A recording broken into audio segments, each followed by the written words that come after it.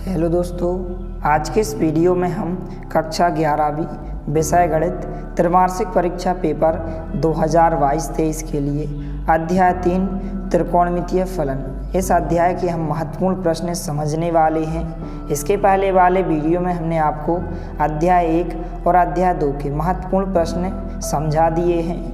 यदि आपने इसके पहले वाले वीडियो को नहीं देखा है तो आप हमारे चैनल की प्लेलिस्ट या नीचे डिस्क्रिप्शन बॉक्स में दी गई लिंक पर जाकर आप देख सकते हैं। यहाँ पर हम इस वीडियो में अध्याय 3 त्रिकोणमितीय फलन ट्रिग्नोमेट्रिक फंक्शन इस अध्याय के महत्वपूर्ण प्रश्न समझने वाले हैं। तो वीडियो के साथ अंत तक बने रहिए और सभी प्रश्नों को आपको अच्छे से तैयार करते जाना है।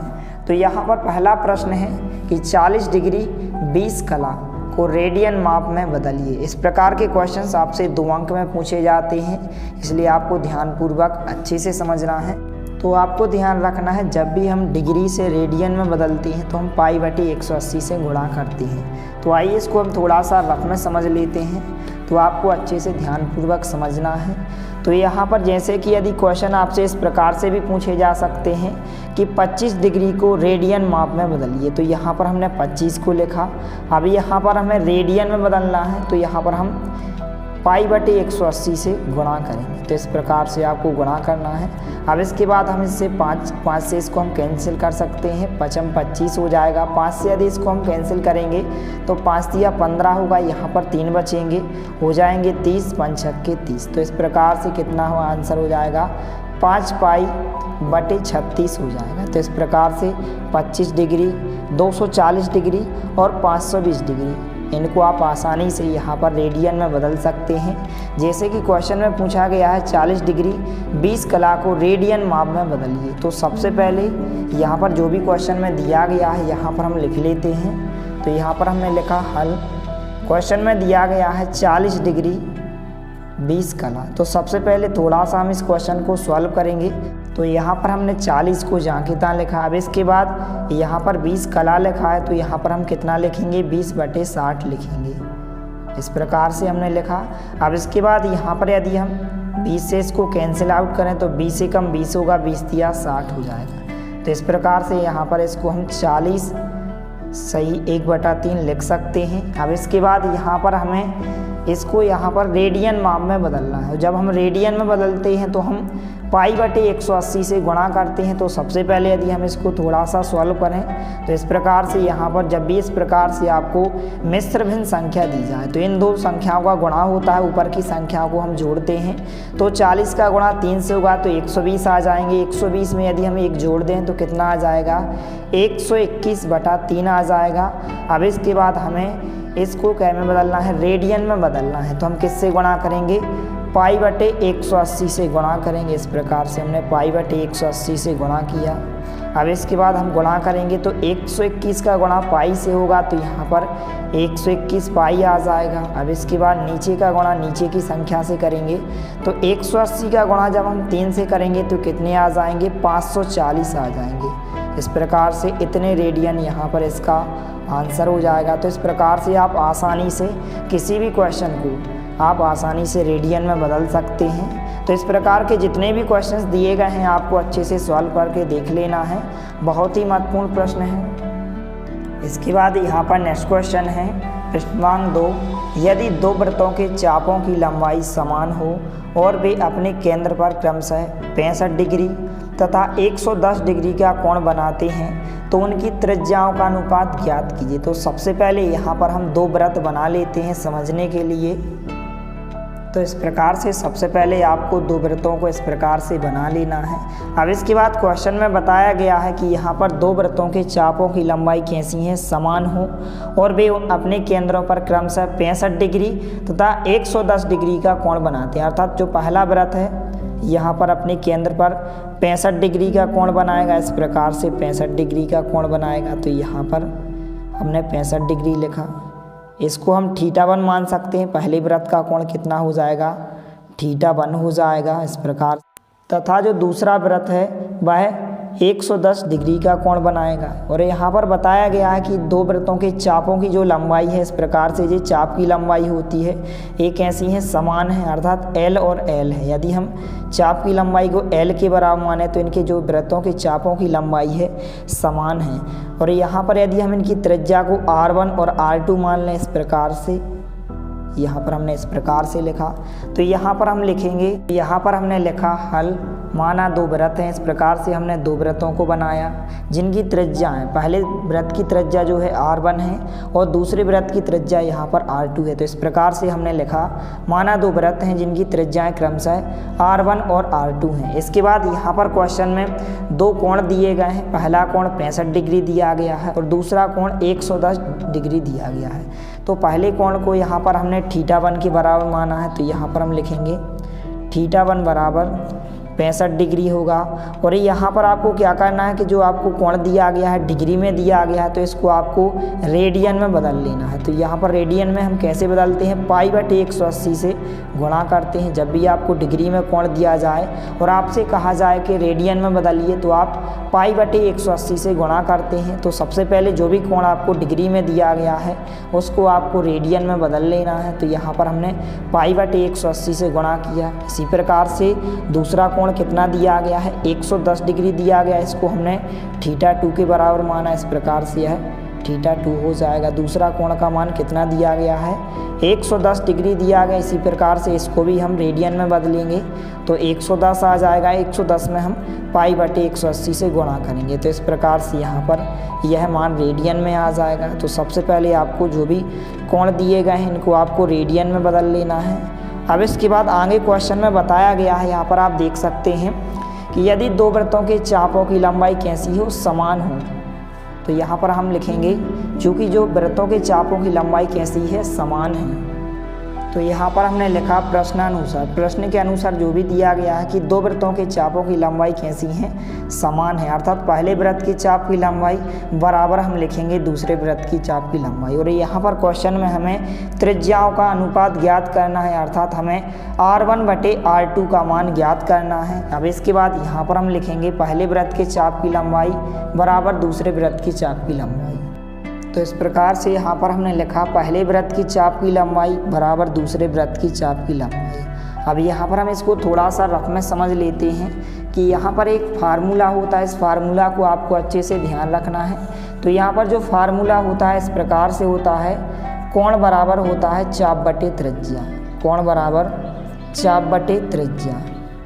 अब यहाँ पर कोण को हम थीटा से प्रदर्शित करते हैं, तो यहाँ पर हमने थीटा लिखा, चाप को हम L से दर्शाते हैं और त्रिज्या को R से। तो यहाँ पर जब हम पहले वृत्त की चाप की लंबाई के लिए फार्मूला लगाएंगे तो यहाँ पर θ1 आ जाएगा। चूँकि क्वेश्चन में जो है चाप की लंबाई बराबर है अर्थात समान है तो हम इसको L ही लेंगे। और यहाँ पर त्रिज्या पहले वृत्त के लिए क्या आ जाएगी, R1 आ जाएगी। इसी प्रकार से हम दूसरे जो वृत्त दिया गया इसके लिए हम जो थीटा लेंगे, यहाँ पर θ2 लेंगे। और चाप यहाँ पर दोनों वृत्तों के चाप कैसे हैं, समान है, तो इसको हम L लेंगे। और दूसरे वृत्त की जो त्रिज्या होगी वह क्या हो जाएगी, R2 हो जाएगी। तो इस प्रकार से चूँकि यहाँ पर वृत्तों के चापों की लंबाई कैसी दी गई है, बराबर दी गई है, तो चाप बराबर हम क्या लिखेंगे, अर्थात L का हमें फार्मूला ज्ञात करना है। तो यदि हम इसके बटे 1 लिखते हैं तो L बराबर क्या हो जाएगा, θ1 × R1 हो जाएगा। L का गुणा 1 से करेंगे तो यहाँ पर L आ जाएगा और θ × R1 आ जाएगा। इस प्रकार से θ1 × R1 आ जाएगा। इसी प्रकार से हम दूसरे वृत्त के लिए लिखेंगे L बराबर यहाँ पर θ2 आ जाएगा। इस प्रकार से यदि आप त्रियक गुणा करें, L का गुणा 1 से करेंगे तो यहाँ पर L आ जाएगा, θ2 का गुणा R2 से होगा तो यहाँ पर θ2 × R2 होगा। तो इस प्रकार से यहाँ पर हम लिखेंगे L बराबर, L की जगह क्या लिखेंगे, पहले वृत्त के चाप की लंबाई बराबर है तो हम क्या लिखेंगे, θ1 × R1। तो यहाँ पर हम लिखेंगे θ1 × R1 और बराबर में हम लिखेंगे θ2 इंटू r2। तो इस प्रकार से आपको इस फार्मूला को अच्छे से ध्यान रखना है कि पहले वृत्त की चाप की लंबाई का जो फार्मूला होगा θ1 इंटू r1 होगा और दूसरे वृत्त की चाप की लंबाई का जो फार्मूला होगा θ2 इंटू r2 होगा। अब हमारे पास θ1 का मान है इस प्रकार से रेडियन में और θ2 का मान है, और यहाँ पर हमें दोनों वृत्तों की त्रिज्याओं का अनुपात ज्ञात करना है। इस प्रकार से r1/r2 का मान हमें ज्ञात करना है। तो θ1 की जगह हम θ1 का मान रखेंगे। इस प्रकार से कितना दिया गया है 65 इंटू π/180 दिया गया है। r1/r2 हमें ज्ञात करना है, तो हम r1 को जाकेता लिखेंगे, बराबर का चिन्ह जाकेता। θ2 की जगह θ2 का मान कितना दिया गया है यहाँ पर देख सकते हैं 110 इंटू π/180 रेडियन में दिया गया है, और आपको रेडियन का मान ही रखना है। अब यहाँ पर हम r2 को जाकेता लिखेंगे। इसके बाद यहाँ पर आप देख सकते हैं दोनों पक्षों से π/180 कैंसिल आउट हो जाएंगे। इस प्रकार से हम दोनों पक्षों से काट सकते हैं। अब इसके बाद यहाँ पर 65 बचेगा और यहाँ पर r1 बचेगा, बराबर में यहाँ पर 110 बचेगा और यहाँ पर इंटू में r2 बचेगा। अब इसके बाद यहाँ पर हमें r1/r2 ज्ञात करना है, तो यहाँ पर r1 जाकेता आ जाएगा। क्योंकि यहाँ पर r2 गुणा में है, तो जो गुणा की संख्या होती है बटे में आ जाती है। तो इस प्रकार से यहाँ पर आप देख सकते हैं r1/r2 आ जाएगा। क्योंकि r2 यहाँ पर गुणा में है तो r1/r2 हो जाएगा। बराबर में हमने 110 को जाकेता लिखा और जो गुणा की संख्या बटे में आ जाती है, तो 65 यहाँ पर गुणा में है तो यहाँ पर बटे में आ जाएंगे, तो 110/65 हो जाएंगे। तो इस प्रकार से r1/r2 बराबर कितना हो जाएगा 110/65 हो जाएगा। इसके बाद यदि हम इसको 5 से कैंसिल आउट करें तो 5 दूनी 10 होगा, यहाँ पर 1 बचेगा, हो जाएंगे 10, 5 दूनी 10 तो 22 आ जाएगा। 5 से यदि हम इसको कैंसिल करें तो 5 एकम 5 होगा, हो जाएंगे 15, तो 5 दिया 15। तो इस प्रकार से r1/r2 का जो अनुपात हो जाएगा 22:13 होगा। तो यहाँ पर हम लिख सकते हैं r1/r2 बराबर कितना हो जाएगा 22:13 हो जाएगा। यही आपका राइट आंसर हो जाएगा। तो इस प्रकार से आप जो भी क्वेश्चन में पूछा गया है कि यहाँ पर उनकी त्रिज्याओं का अनुपात क्या होगा, तो यहाँ पर दो वृत्तों की त्रिज्याओं का जो अनुपात हो जाएगा 22:13 होगा। इस प्रकार से आपका राइट आंसर हो जाएगा। तो इस प्रकार से इस क्वेश्चंस को आपको अच्छे से सॉल्व करके देख लेना है। बहुत ही महत्वपूर्ण प्रश्न है। यह क्वेश्चन आपसे त्रैमासिक परीक्षा में 3 अंक या 4 अंक में पूछा जाएगा, इसलिए आपको अच्छे से सॉल्व करके देख लेना है। इसके बाद यहाँ पर तीसरा क्वेश्चन है, यदि cos x बराबर दिया गया है ऋण के 3/5 हो और x क्या है तृतीय चतुर्थांश में स्थित है, तो अन्य 5 त्रिकोणमितीय फलनों के मानों को ज्ञात कीजिए। बहुत ही महत्वपूर्ण प्रश्न है। इस प्रकार के क्वेश्चंस आपसे त्रैमासिक परीक्षा में 100% पूछे जाएंगे, इसलिए आपको ध्यानपूर्वक अच्छे से समझना है। तो सबसे पहले क्वेश्चन में दिया गया है cos x का मान आपको बताया गया है और आपको अन्य 5 त्रिकोणमितीय फलनों के मान ज्ञात करना है। तो सबसे पहले जो भी क्वेश्चन में दिया गया है यहाँ पर हम लिख लेते हैं, तो आपको ध्यानपूर्वक अच्छे से समझना है। तो सबसे पहले यहाँ पर क्वेश्चन में cos x का मान दिया गया है। cos x का मान कितना दिया गया है ऋण के 3/5 दिया गया है। अब आपको अच्छे से जो फार्मूला का प्रयोग किया जाता है इनको आपको अच्छे से ध्यान रखना है। तो यहाँ पर इस प्रकार से लाल बटे ककार, इसको आपको अच्छे से ध्यान रखना है। यहाँ पर जो साइन होता है लंब बटे कर्ण होता है, कॉस होता है आधार बटे कर्ण, और जो टेन होता है लंब बटे आधार होता है। इसके बाद कॉसेक इसका उल्टा होता है, साइन का कर्ण बटे लंब होता है, और सेक जो होता है कर्ण बटे आधार होता है, और जो कॉट होता है आधार बटे लंब होता है। तो इसकी सहायता से हम आसानी से जो है 5 त्रिकोणमितीय फलनों को ज्ञात कर सकते हैं। इसके बाद आपको चतुर्थांश के बारे में पता होना चाहिए। इस प्रकार से 4 चतुर्थांश होते हैं। प्रथम चतुर्थांश 0 से यहाँ पर 90 होता है, अर्थात यदि हम इसको रेडियन में लिखें तो π/2 होता है, π/2 होता है। और जो तृतीय चतुर्थांश यहाँ पर प्रथम चतुर्थांश में आल, एक अर्थ क्या होता है आल, अर्थात जितने भी त्रिकोणमितीय फलन होते हैं सभी कैसे होते हैं पॉजिटिव होते हैं, धनात्मक होते हैं 0 से 90 के बीच में। इसके बाद 90 से यहाँ पर 180 में केवल यहाँ पर इस प्रकार से होते हैं ACTS। इस प्रकार से आप ध्यान रख सकते हैं। तो द्वितीय चतुर्थांश में क्या होता है, साइन और साइन का उल्टा कोसेक, ये दोनों कैसे होते हैं, धनात्मक होते हैं, लेकिन जो शेष 4 त्रिकोणमितीय फलन होते हैं वह ऋणात्मक होते हैं। तो यहाँ पर आपको अच्छे से ध्यान रखना है। इसके बाद 180 से 270, यहाँ पर तृतीय चतुर्थांश आ जाता है। इस प्रकार से यह तृतीय चतुर्थांश होता है। प्रथम होता है यहाँ पर, इसमें सभी धनात्मक होते हैं, और यहाँ पर द्वितीय चतुर्थांश में केवल साइन और साइन का उल्टा कोसेक, ये दोनों धनात्मक होते हैं, और जो शेष 4 त्रिकोणमितीय फलन होते हैं वह ऋणात्मक होते हैं। इसके बाद तृतीय चतुर्थांश में टी का अर्थ क्या होता है, टेन, और टेन का उल्टा कॉट, ये दोनों तो धनात्मक होते हैं, लेकिन जो शेष 4 त्रिकोणमितीय फलन होते हैं इनके मान कैसे होंगे, ऋणात्मक होंगे। इसके बाद 270 से 360, यहाँ पर चतुर्थ चतुर्थांश होता है। तो इसमें कॉस और कॉस का उल्टा सेक, ये दोनों कैसे होते हैं, धनात्मक होते हैं, और शेष 4 त्रिकोणमितीय फलन कैसे होंगे, ऋणात्मक होंगे। तो इनको आपको अच्छे से ध्यान रखना है। इस प्रकार से यहाँ पर चतुर्थांशों को विभक्त किया गया है। तो यहाँ पर क्वेश्चन में कोसेक्स का मान कितना दिया गया है, ऋण के 3/5 दिया गया है। तो सबसे पहले आपको पता होना चाहिए कि कोसेक्स बराबर क्या होता है। तो इस प्रकार से आप इसकी सहायता से ध्यान रख सकते हैं, लाल बटे कका की सहायता से। तो पहला होता है साइन, लंब बटे कर्ण साइन होता है, और कोस क्या होता है, आधार बटे कर्ण होता है।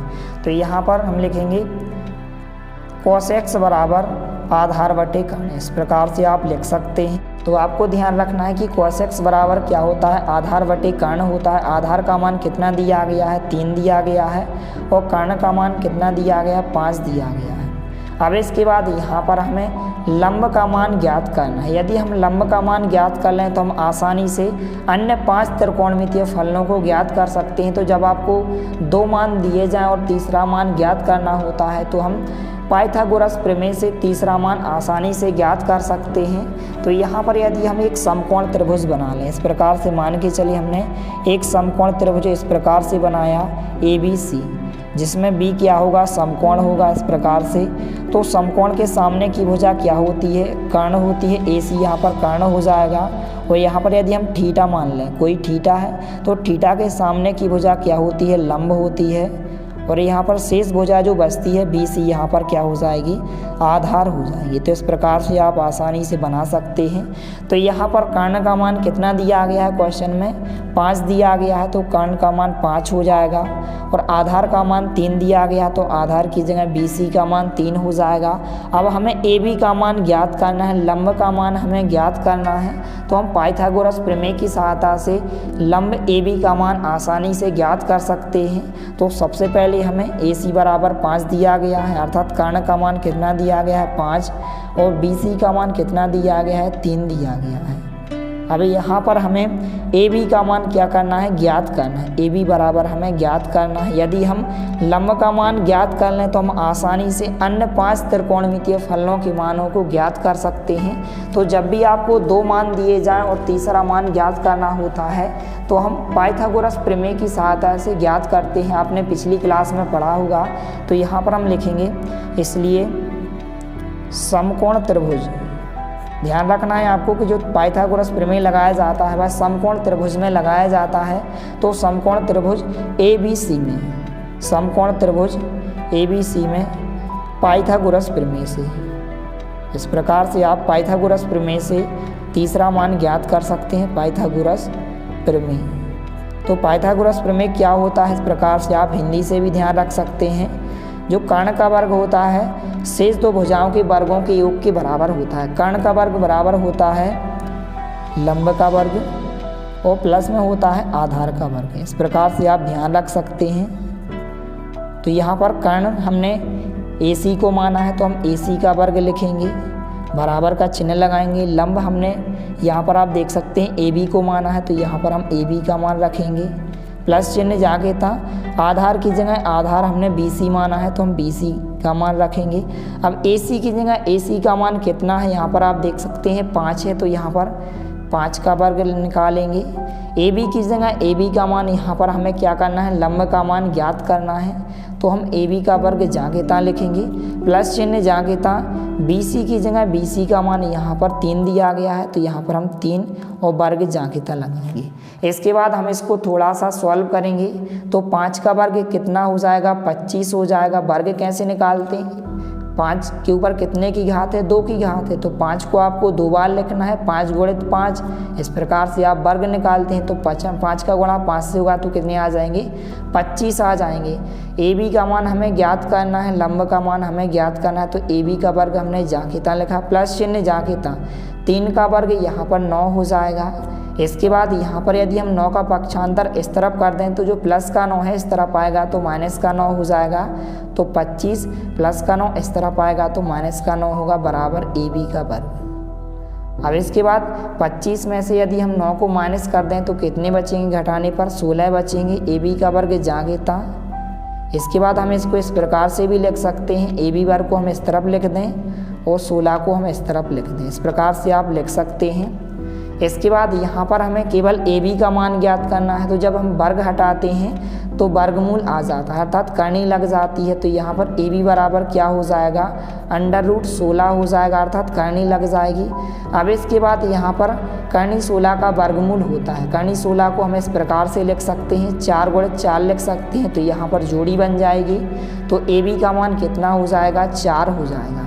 तो इस प्रकार से आप तीसरी भुजा का मान आसानी से ज्ञात कर सकते हैं। तो यहाँ पर लंब का मान कितना हो जाएगा, 4 हो जाएगा, यहाँ पर आप 4 लिख सकते हैं। अब इसके बाद यहाँ पर क्वेश्चन में पूछा गया है इस प्रकार से कि यदि cos x बराबर ऋण के 3/5 हो और x क्या है, तृतीय चतुर्थांश में स्थित है, तो यहाँ पर हमें अन्य 5 त्रिकोणमितीय फलनों के मानों को क्या करना है, ज्ञात करना है। यहाँ पर cos दिया गया तो हम sin का मान निकालेंगे, tan का मान निकालेंगे, cot का, cosec का और sec का मान निकालेंगे। तो आइए यहाँ पर हम इन मानों को निकालते हैं, तो आपको अच्छे से ध्यानपूर्वक समझना है।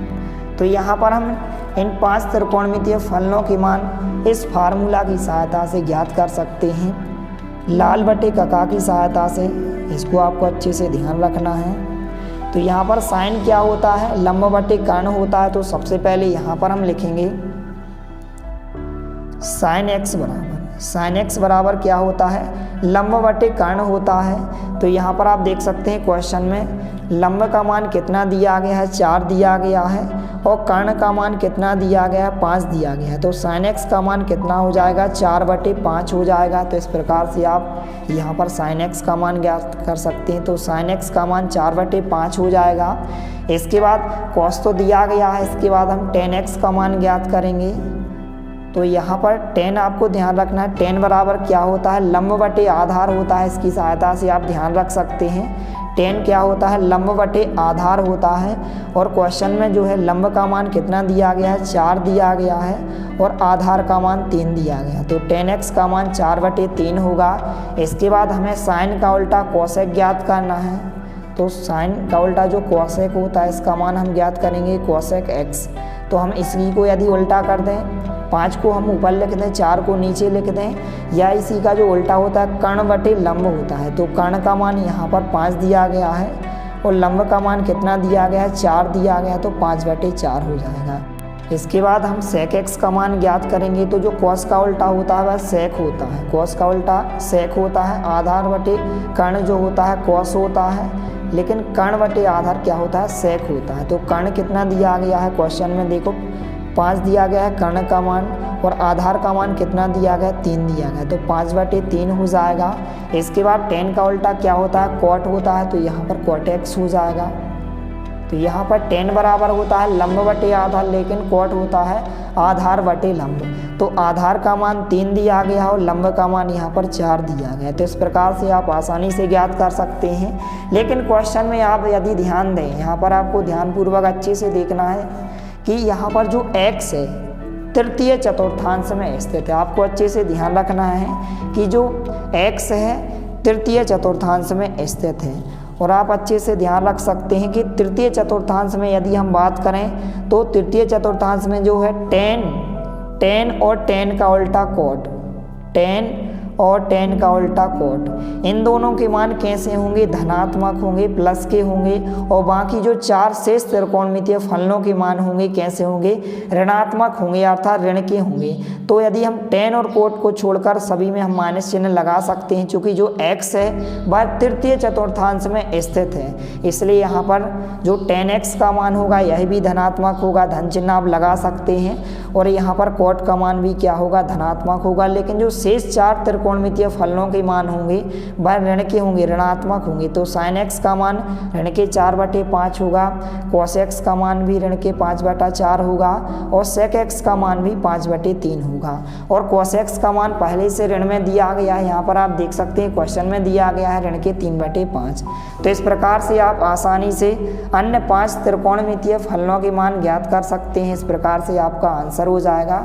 बहुत ही महत्वपूर्ण प्रश्न है। इस प्रकार के क्वेश्चन जो है 4 अंक या 3 अंक में पूछे जाएंगे, तो आपको अच्छे से सॉल्व करके देख लेना है।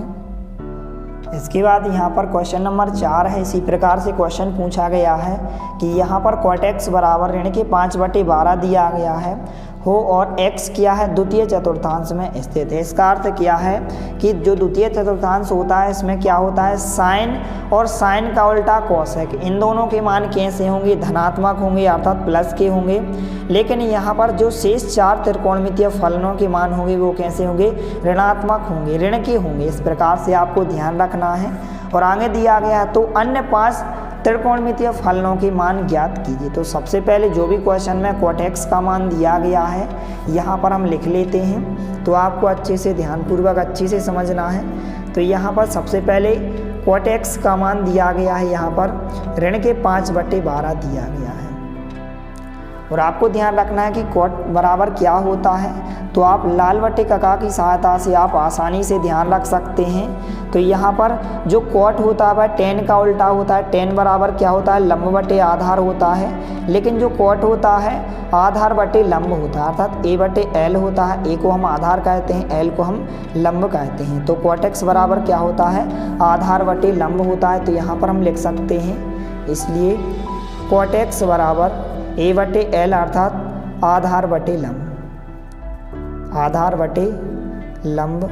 अब आधार का मान यहाँ पर कितना हो जाएगा, यहाँ पर आप देख सकते हैं ऊपर का जो मान होगा आधार का होगा, तो आधार का मान 5 दिया गया है और लंब का मान कितना दिया गया है, 12 दिया गया है। अब यहाँ पर हमें आधार का मान पता है, लंब का मान पता है, लेकिन हमें कर्ण का मान ज्ञात करना है। और यदि हम कर्ण का मान ज्ञात कर लें तो हम आसानी से अन्य 5 त्रिकोणमितीय फलनों के मान ज्ञात कर सकते हैं। तो सबसे पहले यदि हम एक समकोण त्रिभुज बना लें, इस प्रकार से यदि आप एक समकोण त्रिभुज बना लें ABC, तो यहाँ पर आप देख सकते हैं आधार का मान कितना दिया गया, 5, लंब का मान 12 दिया गया। तो यदि B को हम समकोण त्रिभुज मान लें और C को यदि हम थीटा मान लें, तो समकोण के सामने की भुजा कर्ण होती है, कर्ण का मान हमें ज्ञात करना है, तो AC भुजा कर्ण हो जाएगी।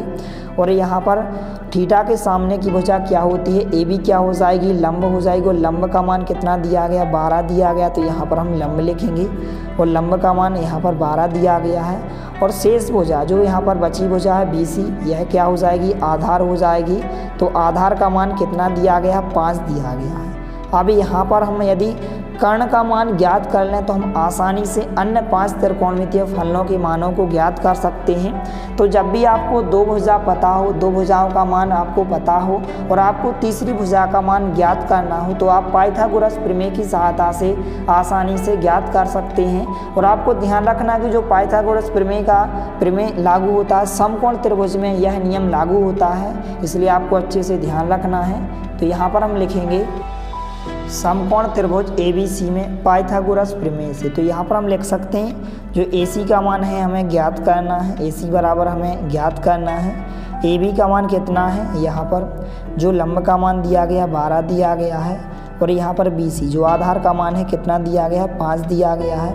तो यहाँ पर हमने लिखा समकोण त्रिभुज ABC में पाइथागोरस प्रमेय से। तो जो पाइथागोरस प्रमेय होता है, कर्ण का वर्ग शेष 2 भुजाओं के वर्गों के योग के बराबर होता है। तो कर्ण का वर्ग बराबर होता है लंब का वर्ग और प्लस आधार का वर्ग होता है। इस प्रकार से आपको अच्छे से ध्यान रखना है।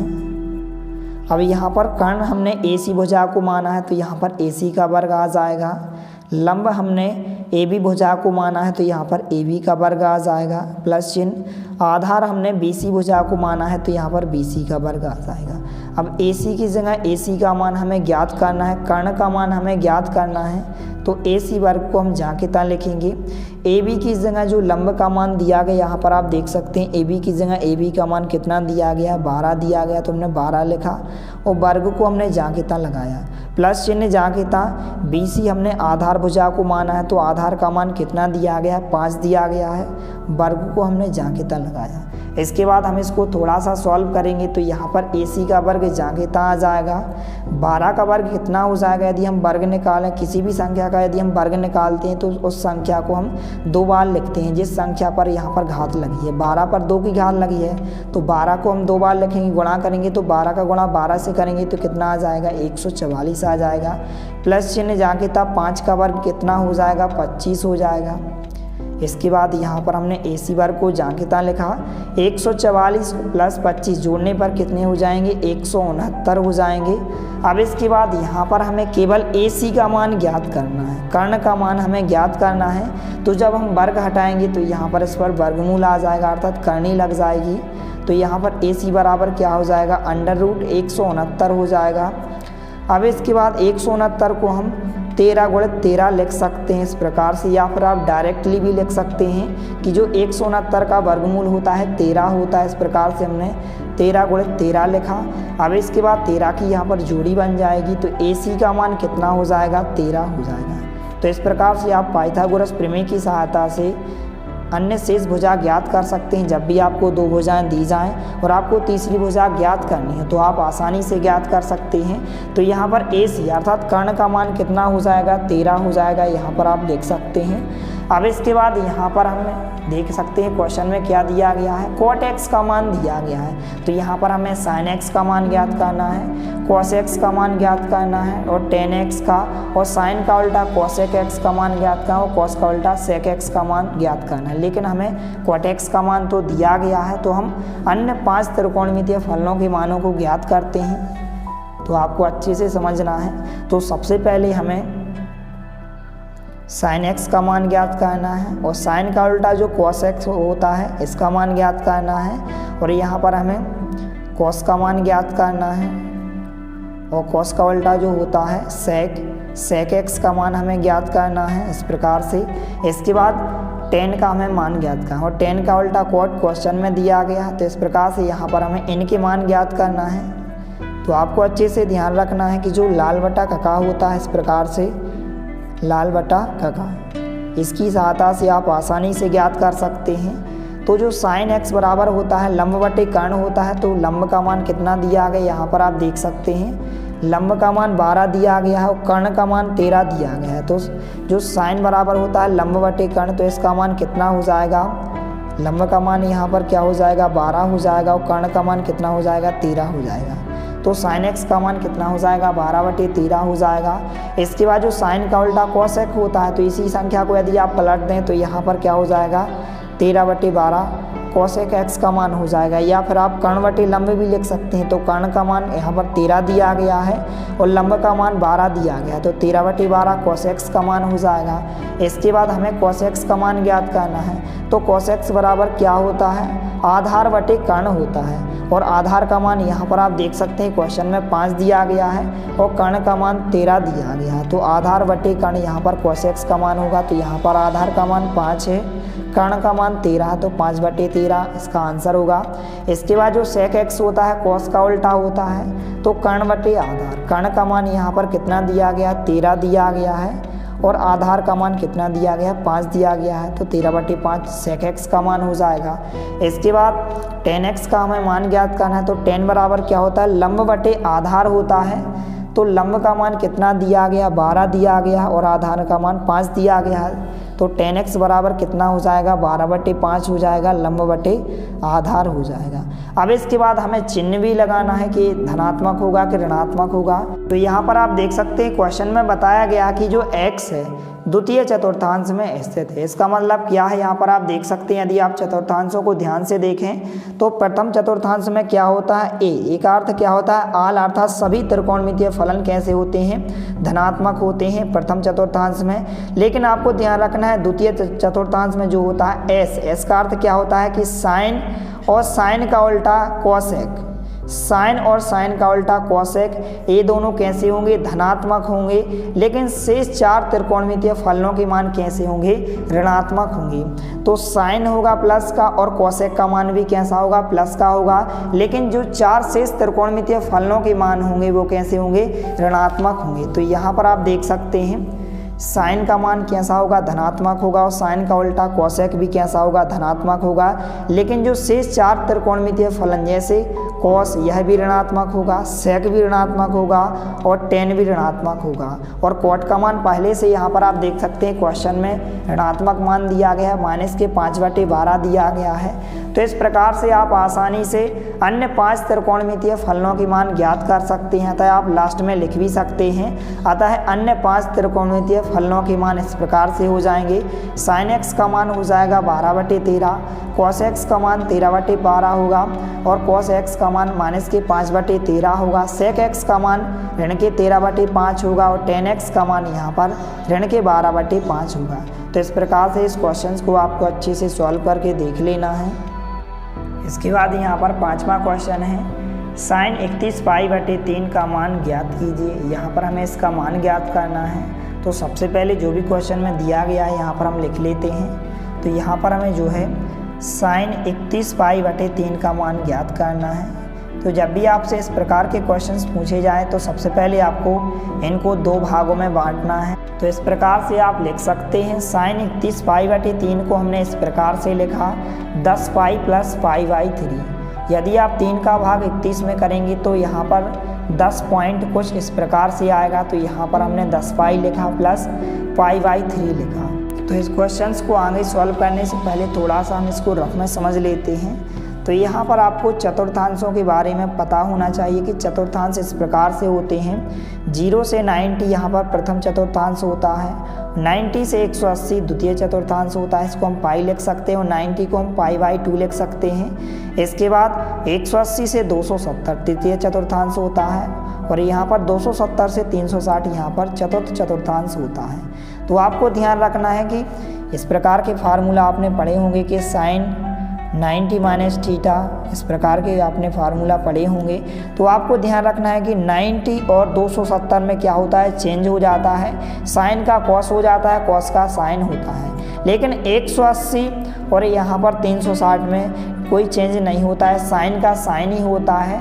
तो इस प्रकार से आपको अच्छे से ध्यान रखना है। तो जब हम एक बार आएंगे तो यहाँ पर 2π आएगा, फिर इसके बाद जब हम आएंगे तो यहाँ पर इस प्रकार से 4π आएगा, 6π आएगा, 8π आएगा, इस प्रकार से यहाँ पर 10π आ जाएगा। तो इस प्रकार से साइन 10π + π/3 बराबर क्या हो जाएगा, यहाँ पर साइन का साइन ही आ जाएगा और यहाँ पर थीटा क्या आ जाएगा, π/3 हो जाएगा। कितना हो जाएगा, π/3 हो जाएगा।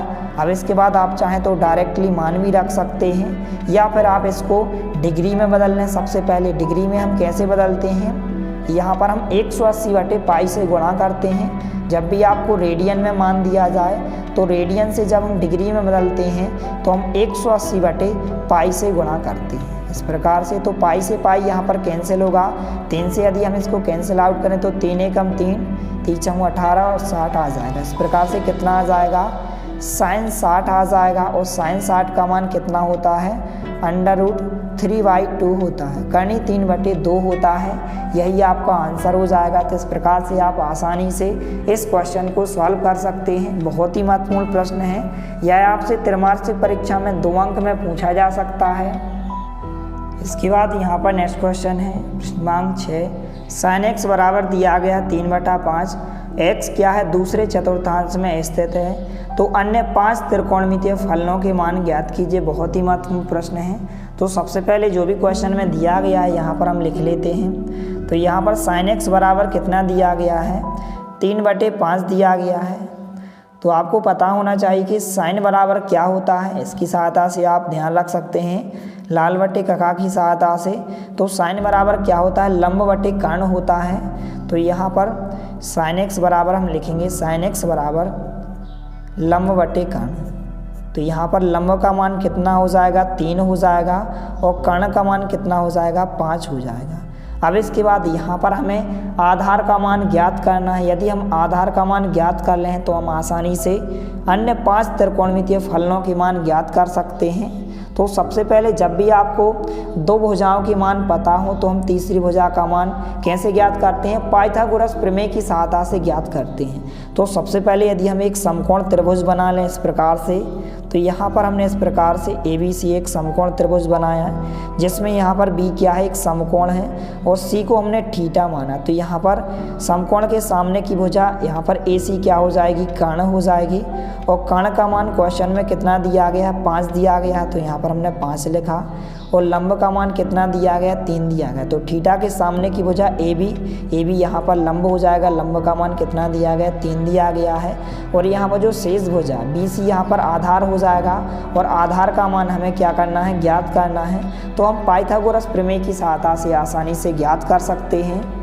तो यहाँ पर सबसे पहले हम लिखेंगे, तो यहाँ पर कर्ण का मान कितना दिया गया, कर्ण हमने AC को माना है। तो यहाँ पर AC बराबर कितना होगा, 5, और यहाँ पर AB क्या है, यहाँ पर लंब है, लंब का मान कितना दिया गया है, 3 दिया गया। तो यहाँ पर हमने 3 लिखा। अब यहाँ पर हमें BC अर्थात आधार का मान हमें ज्ञात करना है। तो यहाँ पर हमने BC बराबर क्वेश्चन मार्क लगाया। तो हम पाइथागोरस प्रमेय की सहायता से इस तीसरी भुजा का मान आसानी से ज्ञात कर सकते हैं। अब इसके बाद यहाँ पर हम तीसरी भुजा का मान ज्ञात करेंगे। तो यहाँ पर हमने लिखा समकोण त्रिभुज ABC में। आपको ध्यान रखना कि जो पाइथागोरस प्रमेय का नियम लागू होता है समकोण त्रिभुज में लागू होता है। तो समकोण त्रिभुज ABC में पाइथागोरस प्रमेय से, तो यहाँ पर पाइथागोरस प्रमेय क्या होता है कि समकोण त्रिभुज में कर्ण का वर्ग शेष 2 भुजाओं के वर्गों के योग के बराबर होता है। तो यहाँ पर कर्ण का वर्ग जो होगा, लंब का वर्ग प्लस आधार का वर्ग, इन 2 भुजाओं के वर्गों के योग के बराबर होता है। तो यहाँ पर आधार का वर्ग होगा। अभी यहाँ पर जो है कर्ण हमने AC भुजा को माना है। तो यहाँ पर हम लिखेंगे AC का वर्ग बराबर लंब हमने AB भुजा को माना है। यहाँ पर हमने लंब जो है AB भुजा को माना है। तो यहाँ पर AB का वर्ग आ जाएगा। इसके बाद हमने आधार BC भुजा को माना है। तो यहाँ पर BC का वर्ग आ जाएगा। अब इसके बाद हम इन सभी के मान रखेंगे। तो AC की जगह AC हमने कर्ण को माना है, कर्ण का मान कितना दिया गया, 5 दिया गया। तो यहाँ पर 5 का वर्ग आ जाएगा। इसके बाद यहाँ पर हमने AB जो है लंब को माना है। तो लंब का मान AB का मान कितना दिया गया है, 3 दिया गया है। तो यहाँ पर हम 3 का वर्ग लिखेंगे, प्लस चिन्ह जागे था। BC यहाँ पर हमने आधार को माना है, और आधार का मान हमें ज्ञात करना है। तो BC का वर्ग हमने जागेता लिखा। इसके बाद हम इसको थोड़ा सा सॉल्व करेंगे। तो 5 का वर्ग कितना हो जाएगा, 25 हो जाएगा, बराबर चिन्ह जागेता। 3 का वर्ग यहाँ पर 9 हो जाएगा, और प्लस BC का वर्ग जागेता, क्योंकि हमें BC का मान ज्ञात करना है। अब इसके बाद यहाँ पर यदि प्लस के 9 का पक्षांतर हम इस तरफ कर दें तो जो प्लस का 9 है इस तरफ आएगा, तो माइनस का 9 होगा। तो यहाँ पर 25 माइनस 9 हो जाएगा, और बराबर में BC का वर्ग जागेता। इसके बाद यहाँ पर यदि हम 25 में से 9 को माइनस कर दें तो कितने बचेंगे, 16 बचेंगे। BC का वर्ग जागेता। इसके बाद हम इसको इस प्रकार से भी लिख सकते हैं, BC का वर्ग बराबर 16, इस प्रकार से। अब यहाँ पर हमें केवल BC का मान ज्ञात करना है। तो जब हम वर्ग हटाते हैं तो वर्गमूल आ जाता है, अर्थात करनी लग जाती है। तो BC बराबर कितना हो जाएगा, √16 हो जाएगा। अब 16 का वर्गमूल कितना होता है, 4 होता है, या फिर आप इसको इस प्रकार से भी लिख सकते हैं 4 × 4। तो यहाँ पर जोड़ी बन जाएगी। तो BC का मान कितना हो जाएगा, यहाँ पर 4 हो जाएगा। तो इस प्रकार से आप आसानी से तीसरी भुजा का मान पाइथागोरस प्रमेय की सहायता से ज्ञात कर सकते हैं। अब इसके बाद यहाँ पर हमें क्वेश्चन में पूछा गया है कि अन्य 5 त्रिकोणमितीय फलनों के मान ज्ञात कीजिए। तो अब आसानी से हम अन्य 5 त्रिकोणमितीय फलनों के मान ज्ञात कर सकते हैं। तो यहाँ पर केवल आपको sin x का मान दिया गया है। यहाँ पर हमें cos x, tan x, cosec x, sec x और cot x का मान हमें ज्ञात करना है। तो हम आसानी से ज्ञात कर सकते हैं। तो यहाँ पर sin x का मान दिया गया है, तो यहाँ पर हम cos x का मान ज्ञात करेंगे, और जो cos का उल्टा क्या होता है, sec x होता है, sec x का मान ज्ञात करेंगे, cosec x का मान ज्ञात करेंगे, और यहाँ पर tan x का मान ज्ञात करेंगे, और जो tan का उल्टा होता है cot x का मान हम ज्ञात करेंगे। तो यहाँ पर आपको अच्छे से ध्यान रखना है। तो इसकी सहायता से आप आसानी से ध्यान रख सकते हैं लाल बटे कका की सहायता से। तो साइन क्या होता है, लंब बटे कर्ण। साइन का मान तो क्वेश्चन में पहले से दिया गया है। यहाँ पर हमें साइन का उल्टा कोसेक्स ज्ञात करना है। तो कोसेक्स क्या होता है, कर्ण बटे लंब होता है। और क्वेश्चन में कर्ण का मान यदि आप देखें तो 5 दिया गया है और लंब का मान कितना दिया गया है, 3 दिया गया। तो 5/3 कोसेक एक्स का मान हो जाएगा। अब इसके बाद कोसेक्स, कोसेक्स क्या होता है, यहाँ पर आधार बटे कर्ण होता है। तो आधार का मान क्वेश्चन में कितना दिया गया, यदि हम आधार का मान यहाँ पर आप देख सकते हैं 4 दिया गया है और कर्ण का मान कितना दिया गया है, 5 दिया गया है। तो कोसेक्स का मान कितना हो जाएगा, 4/5 हो जाएगा। इसके बाद यहाँ पर कोस का उल्टा क्या होता है, सेक होता है। तो यहाँ पर सेक बराबर क्या होता है, कर्ण बटे आधार होता है। तो कर्ण का मान क्वेश्चन में 5 दिया गया, आधार का मान 4 दिया गया। तो सेक का मान कितना हो जाएगा, 5/4 होगा। और tan x बराबर क्या होता है, लंब बटे आधार होता है। तो यदि हम क्वेश्चन में देखें तो लंब का मान कितना दिया गया है, 3 दिया गया है और आधार का मान कितना दिया गया है, 4 दिया गया है। तो 3/4 जो है tan x का मान होगा। और tan का उल्टा क्या होता है, cot x होता है, अर्थात आधार बटे लंब होता है। तो आधार का मान 4 हो जाएगा, लंब का मान 3 हो जाएगा। तो इस प्रकार से आप आसानी से ज्ञात कर सकते हैं। इसके बाद यहाँ पर आप देख सकते हैं कि क्वेश्चन में बताया गया है कि x क्या है, दूसरे चतुर्थांश में स्थित है। तो हमें चिन्ह भी लगाना है कि ये त्रिकोणमितीय फलन कौन कौन से धनात्मक होंगे, कौन कौन से ऋणात्मक होंगे। तो आपको ध्यान रखना है कि जब जो x है द्वितीय चतुर्थांश में होता है तो यहाँ पर इसमें क्या होता है, साइन और साइन का उल्टा कोसेक, ये दोनों कैसे होंगे, धनात्मक होंगे अर्थात प्लस के होंगे। और बाकी 4 शेष त्रिकोणमितीय फलन कैसे होंगे, ऋणात्मक होंगे। केवल साइन और साइन का उल्टा कोसेक, इन दोनों के मान कैसे होंगे, धनात्मक होंगे। तो यहाँ पर आप देख सकते हैं कि साइन का मान क्वेश्चन में पहले से धनात्मक दिया गया है और साइन का उल्टा कोसेक, साइन का उल्टा क्या होता है, कोसेक। तो कोसेक x का मान भी कितना होगा, धनात्मक होगा। और बाकी 4 शेष त्रिकोणमितीय फलनों के मान कैसे हो जाएंगे, ऋणात्मक हो जाएंगे। कोस का मान भी कितना हो जाएगा, ऋण का होगा। और सेक का मान भी ऋणात्मक होगा, कोट का मान भी ऋणात्मक होगा। और यहाँ पर tan का मान भी कैसा होगा, ऋणात्मक होगा। तो इस प्रकार से आप चिन्ह भी लगा सकते हैं। तो इस प्रकार से सभी क्वेश्चंस को आपको अच्छे से तैयार कर लेना है।